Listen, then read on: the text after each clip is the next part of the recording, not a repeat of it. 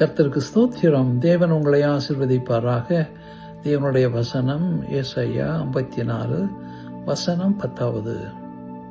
அன்று சொல்கிறார், மலைகள் விலகினாலும் குன்றுகள் நிலை பெயர்ந்தாலும் என் கிருபை உன்னை விட்டு விலகாமலும் என் சமாதானத்தின் உடன்படிக்கை நிலை பெயராமல் இருக்கும் என்று மனதுருகும் கர்த்தர் இதை சொல்கின்றார்.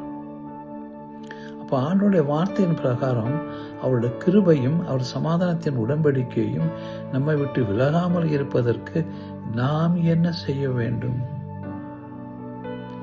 ஆண்டவர் ஆசீர்வதிக்கிற தேவன், ஆண்டவர் நம்மை விட்டு விலகாத தேவன், நமக்கு தயவு இரக்கம் பாராட்டுகிற தேவன்.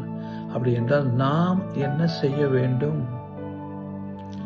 பார்த்தீங்கன்னா உபாகமம் 7:9 சொல்லப்படுகிறது, உன் தேவனாகிய கர்த்தரை கர்த்தர் என்று நீ நம்பு, அவர் மேல் நீ அன்பு செலுத்து, அவருடைய கற்பனைகளையும் கட்டளையும் கைக்கொள்ளு, அப்பொழுது அவர் 1000 தலைமுறை மட்டும் உடன்படிக்கையும் தயவையும் காக்கிற உண்மையுள்ள தேவன் என்று சொல்லப்பட்டிருக்கிறது.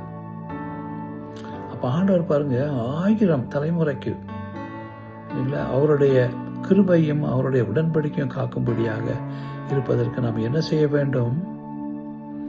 அவரில் அன்பு கூற வேண்டும். எப்படி அன்பு கூறுவது?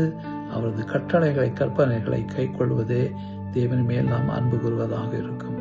கர்த்தர் உங்களை ஆசீர்வதிப்பாராக. கர்த்தருக்கு ஸ்தோத்திரம்.